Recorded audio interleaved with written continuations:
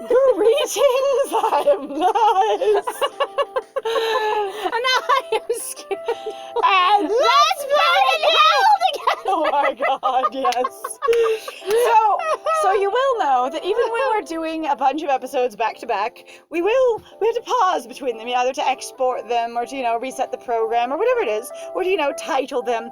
And sometimes we speak between episodes. And there's no regrets. And when we speak, there's a lot of laughing. It's okay. Anyway, I think there's a ghost in Rosewood. Miki, I'll go to hell then, I guess. Mister just reaches out with his hands, grabs her by the waist because that's all he can reach, Right. pulls her down to his level. There's a ghost in Rosewood. Miki, doing the stripper crouch. Oh, hello. Hi, honey. Can I help you? Knees out around the wheelchair. Hello. Hello. All right, Here we go. ghost at Rosewood. Miki looks like she's doing her best not to laugh. That's her I'm not laughing at you face. Were you scared, though? Was it her? Hi. What? I mean, you heard someone outside your door last night. So, were you scared? Of course I was scared. He's lied about absolutely everything as far as his feelings are concerned. Sure, let's He would say no. Yeah, I'm like, no, this is his character. He would totally say no. Even in the places where we haven't got to choose, he's been a little bit like he doesn't want people to know his emotions. Yeah. Me? No. I wasn't scared. I don't Annoyed. believe you. I don't believe you as far as I could throw you, and that's not very far. I can pick you up and throw you, just not very far. I can. But Miki. farther than you want to fly. Miki sees through my lies, however. Then why are you telling me about this? It was mysterious and concerning. Things can be concerning without being scary. I was about to say, also, what? Why wouldn't you want to engage with it? She's going, if it wasn't scary, why are you telling me? That's That's what I she understand it's a dick move, and it's especially kind of basically shitting on guys, because you're never supposed to be afraid of anything, and well, you should handle it or you should deal with it because you're a dude. And her going, were you scared? Do I have the high ground? Yeah. Are you in a compromised position? Yeah. Like, I don't like shit like I this. just want... Oh my god, you're such a bad liar. Something to talk about. I just wanted to tell someone about it. You could say literally, I just wanted to tell someone about it, because you can literally go like, dude, I saw a squirrel on the road. Why are you telling me? I wanted to tell you about it because squirrels aren't supposed to be on that road. Yeah, otherwise, you People know. aren't supposed to be doing this at my door in the middle of the night, so I'm They're- just letting you know because it shouldn't be happening. I really actually shouldn't be. Anyway, Miki smirks. again, she's being mean. Yeah, she is kind of well, again, she's the cool one, which But means I'm she like- gets a pass to be an asshole for Except reasons. for the thing is, I'm like, cool to me. He was never that big of a dick. No, it wasn't. Cool was never the asshole one, and a lot of people have conflated the two, and I don't like it. It's a trope I don't like. I feel like there should be different words for the cool one and the cool jerk, and there might be, like, distinctive words somewhere where people have labels for, like, the derivative of cool archetype that you are. Sorry about your butthole. Right! Keep telling yourself that. But this is what I will tell you. There is no ghost in Rosewood. I do not believe in ghosts. I do not even believe in ghosts, actually. I do not even believe in ghosts. That thing you heard last night? Probably a patient or a janitor, because all of them get up to that kind of bullshit, and it's fine. It could even be your medicine acting up. It happens all the time. Have you read the side effects? What you're taking says possible hallucinations, both auditory and visual. Geez, you wouldn't even know if you saw a ghost or not, even if you did. Why did no one tell me about those side effects? Right, I was saying, wait, what? These are my medicine what? Also, still... God, it's on the packaging of stuff that we set by your table for if your parents ever exist. Okay, so I get in some way where you could basically do through the form of, like, story or, like, what people do through roleplay is basically the reclamation of abuse, right? Okay. Or sometimes what people do... So some people don't understand what you'd be like, why would you roleplay horrible things? Like, for example, this is basically a doctor or a nurse abusing you. Right. And telling you, I'm kind of gaslighting you, basically, of being like, are you really sure about what you saw? No, I think you were just basically losing your shit, you know? Could have been your medicine. listen. And going like, some people really be like, this could be interesting in terms of a story of you trying to be like, I'm trying to make something that was horrible into something that was funny. Because genuinely, this is pretty awful behavior. Right. Like, to me, I find this to be kind of tasteless for a professional. But that's me. And I also understand sometimes where, yeah, there are also people who are perfectly professional, but they're also inclined to joke, but you understand that it's a joke. This really just feels like an active shame game of going, you're a dude, you should be more adult or mature than that, and men aren't afraid of stuff, and there's no such thing as ghosts, and again, if you're gonna write a toxic character, you can just lean into that, and certainly if you're doing it in your own private roleplay, so long as everyone's consented to it, you can have an absolute bitch. Oh, yeah. In all ways, and you don't really need to apologize for it, so again, so long as everyone has consented to it. Right. If they know that on screen you are gonna be the epitome of an asshole, or die trying, and they're all like, sounds hilarious, let's do it. Yes! Then you're good to go. Right? This is a little bit frustrating to me. Yeah, I don't like it either. I think about what she said for a few seconds, but just for a few. Just a few. That doesn't convince me at all. all. Do you want to show me the list of possible side effects for my medication? Does it include auditory hallucinations? Look, $5 says it was only your imagination. $5 say it was only your imagination. Sorry, $5 say. You're gonna pull up the security camera footage from last night? That'd be great. That would be awesome. You could totally prove it that way. I've been working here for quite a while, but I haven't heard anything about this ghost. What should I do the next time I hear that noise? Press the call button, like your, players try to do every time. I'll be there in a jiffy, because I work the day shift and the night shift, and I never leave the hospital ever. And we have talked about this. None of the characters either leave or they all leave at really weird times. I don't get it. Either that or again, they live here, and the nurses' quarters is called quarters because they sleep there, and it's like working on an oil rig, and they get intermittent leaves. Ugh. But they also get regular scheduled sleeping hours. Yeah, absolutely. But they can be interrupted if they schedule something like this. Right.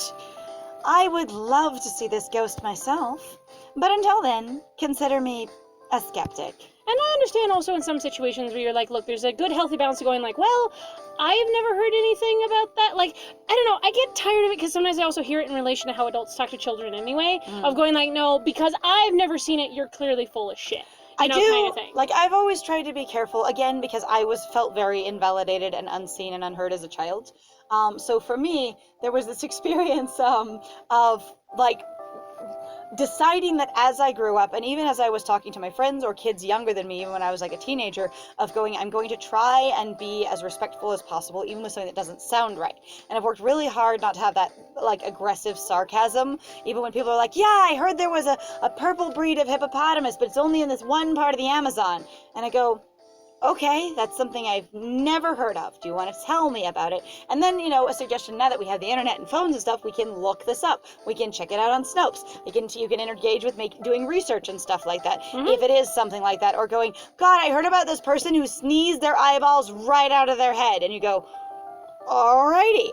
And instead of going, oh, that can't happen, since they're telling you because it's something that's on their mind, let them finish their story, and also then go, if it's completely unbelievable or incredible to you, then try and still be respectful, but also be like, that doesn't sound right to me.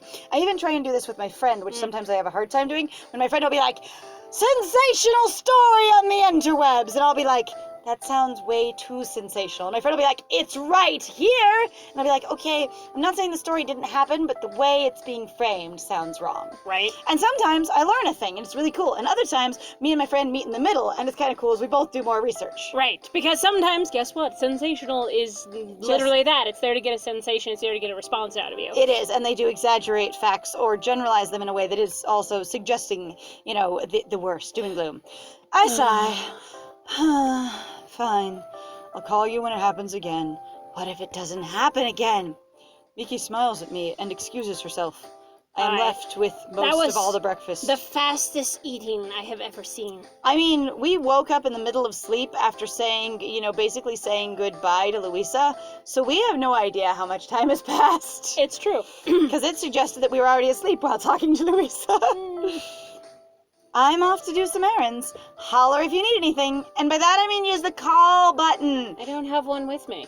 In a location that it is on, the various places. But I thought it was one of those things that if you use the call button, any of the nurses, either you or, Louisa will show up. Not necessarily always just you. Oh no, I'll know where you are, and so it'll be me. Oh. Okay, sure. She leaves. Cafeteria is consummately empty. I remember when Ken was here and I couldn't figure out how to approach him. Is the cafeteria always going to remind me of Ken now? I guess it was just my imagination that the ghost was there. Honestly, Maybe Ken was trying to visit me again. I loved somebody actually kind of breaking down and truly talking about, let's say you actually, like you at one point, or you have basically experienced something so bizarre and you never ever see it ever again. Like, let's say you have an experience of you see a unicorn, right? Okay. Let's say you see a unicorn and it is the only time in your entire life you ever see it. You can't repeat it no matter how hard you try. You got look around, nothing. you got nothing. Nobody in this area has ever mentioned it, but you're like, you were so sure.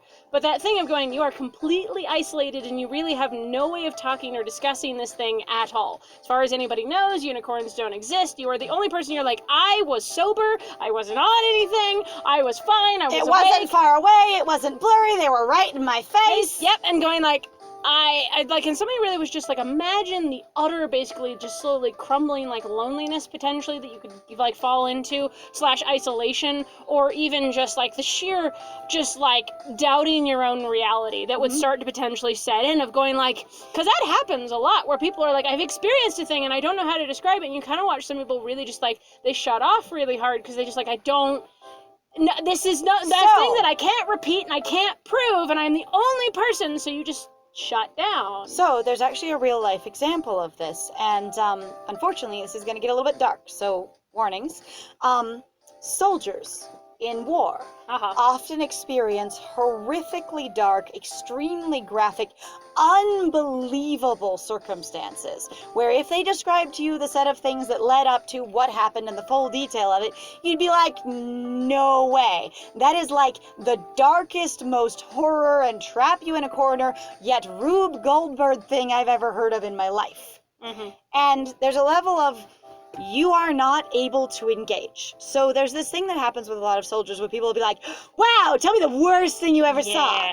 But if you think about in your own life, the worst thing by your own opinion that you've ever seen, even if it was like someone stubbing their toe horribly, or, the worst thing, a car crash, the worst thing, someone spilled boiling water in a really unfortunate way, whatever it is, do you want to relive that memory? Do not ask people about that, but also they're isolated in that it's very, very hard to share. Anyway, even if they're going through it and you're not bringing it up, if they're trying to describe to you exactly what they experienced, one, it can often sound completely incredible, just like a unicorn. How did it possibly happen that way? And you start to sound like you're doubting them because you're asking for more and more and more details. Right. And two, you cannot sympathize with them. You have no idea what happened. However, there's this really cool thing that's happening with regular stuff outside of the war, where people who experience incredible things often have their phones with them now, so they often have the ability to prove it. There's a really cool thing that happened in bowling just a couple of years ago in the professional leagues. I will try and look it up. I have a friend who's really into bowling this type, where a person threw their ball in the professional games and hit the thing, and it looks like hit the setup, the rack of pins, and it looks like a strike. And everyone's like, yeah, strike! And then one of the pins straight up flips over and lands upright again. And since they had high speed, high definition cameras on it, they're like, you knocked the pin completely off its feet, it flipped a couple of times in the air, and then landed upright again. You didn't knock it over. But if you tell people that when you're bowling, they go, no way, you missed the pin, you just made it rock, whatever it is. Right. Because you can't see that while everything else is going on. Additionally, there's been a number of times where it's been captured that people who are parachuting will have birds of prey come over and just hang with them, or if they put an arm out, literally land on them. And that's something people are going, no, that never happened, but they have film of it now, so they can share their incredible experience and expand other people's worlds, even if it never happens again. Yes, and that is actually one of the things when people talk about phenomenons in the world, they're very real and they're very bizarre. And a lot of them are one-time things for your lifetime. Yep. And so there's no harm in just supporting somebody in their experience, but it can also be really, really hard because it can be like, I don't know how to believe that. but it's great that you had that experience, and I nonetheless find you to be a credible, valid person. Right? And you just kind of, you bridge what gap you can. Right? All right? Okay, here we go. Just my imagination. But it just seems so real. The bowling thing was really wild. All right. Yeah. Someone taps my shoulder. I literally jump right out of my fucking wheelchair and just like fall to the ground. I don't even know if we have a wheelchair anymore, honestly. We Yeah, could find out. it's hard to tell. I turn around and see two fellow patients. Hello, my fellow patients. How are you? My fellow patients. Hey, fellow kids, what's up? Comrades. Right? All right, two fellow patients. They don't have illustrations, so they're not dateable. That's fine. All right. Hello, we couldn't help but overhear your conversation. About a ghost, right? Yeah, I was thinking about a nurse, sorry. You were saying you heard the ghosts too? Yes. Wait. Two? You mean I'm not the only one? This is the second person. I was, hold on a sec. Listen, kiddo, you're not as special as you think you are. A lot of patients have also experienced that knocking on the door thing. What could be more ghostly than that, really? Oh, wow. So it wasn't my meds after all? Take it from us. You don't want to stick your nose in this ghost business. Have you done that? What happened to you? I don't have a nose. Oh, I didn't want to mention it. I assumed that was why you were here. I am so sorry. What if I stick my foot in its business? Then you'll lose your foot! Oh god, then I could never sport again! Creatures like them, they tend to get violent. Sure. Sure. The new age I know! music suddenly. Oh my god. Sometimes I just want to like pause and let you guys hear the soundtrack for this game. It is all over the place. And the volume changes so much, it's really hard to tell where we should be without drowning ourselves out completely or having you not be able to hear anything. But damn, there's a lot of music in this game. I'm sorry. Sure. Should I humor them? Humor them? I don't know what you mean. What should my response be?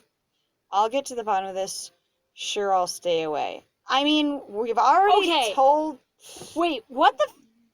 Are we talking about actually... Okay, so sorry, I'm sorry for interrupting. I'm just really like, okay, so humoring in my experience is going, yeah, sure, I'll allow what you have to say. I'll listen to your advice. I'll humor whatever you have to say. I'll listen to it. I'll play with it for a while. Okay? I'll play along. I'll play along. I don't necessarily believe you or agree with you, but I'll play along. And I'm kind of like, so we're really talking about I'm going to humor you in relation to not looking into it then? Okay, yeah, I suppose. Okay, so for me, I assume that sure I'll stay away is, quote, humoring them. Obviously, he has no plan to stay away. He plans to call Miki and get to the bottom of things. However, he seems more like he wants to play masculine with other men, which is how they're silhouetted. I was going to say, and that he wants to always be the tough one, the strong one, the capable one, whereas not really being vulnerable or deferential, especially the way he's acted with the men he's interacted with. I gotta say except for Dr. Barton. Like, even in regards to this, for choices, I'd go with one. See, I would go with I'll get to the bottom of this. Like, Mister's a little bit confrontational. Like, we've seen him with Ken, and we've also seen him in reference to do not let them in here. They can't see me weak. Also seen him, though, basically where we've used it as he's been drugged or surprised, that he'll go, oh, okay. Yeah, like, he's very deferential in that way. See, and in this case, he doesn't seem that kind of surprised to me. He seemed like he had things very together when talking to Miki. Yeah. And this didn't seem like it caught him super off guard. He was like, oh, more patience. Especially in regards to going, I now have something potentially to prove to Miki. I don't know whether or not the character actually particularly, in the terms of the writing, really actually you were supposed to get that he liked being told that he was crazy? Or not. Yeah, I'm not sure. All right, so I feel like he would say, I'll get to the bottom of this. Yes. I'll get to the bottom of this. Thanks for the warning, but I'll take my chances. Patient 1 sighs. It's your funeral, bud. We're not gonna stop you. Yeah, take care, kiddo. Have a good night's sleep, alright? Just don't tell anyone we didn't try. Be sure you don't let your feet hang off the end of the bed, right? Yeah, don't be dangling your hands over the side. There's just cupcakes sitting on the tables. Oh my God, can I have one? Why are there just cupcakes sitting on the tables? Ham. My friend might be hungry. It's okay though. There's I a want a whole ass cupcake. coffee bar over Dude, here I'm too. fucking hungry for a cupcake. Fuck Cupcake. that All right, noise. the patients leave. Alright. What am I supposed to do now? Well, you know what? In the next one, we're gonna find out. So thank you very much, guys, then for joining us. If you like what we do, please feel free to like, comment, subscribe, and also share our videos if you're having a good time with us. Please also feel free to go check out our Ko-Fi, our Patreon. We got some links in the description down below. And I have been Scandal. And I have been Lies. And it was great playing with you. Bye!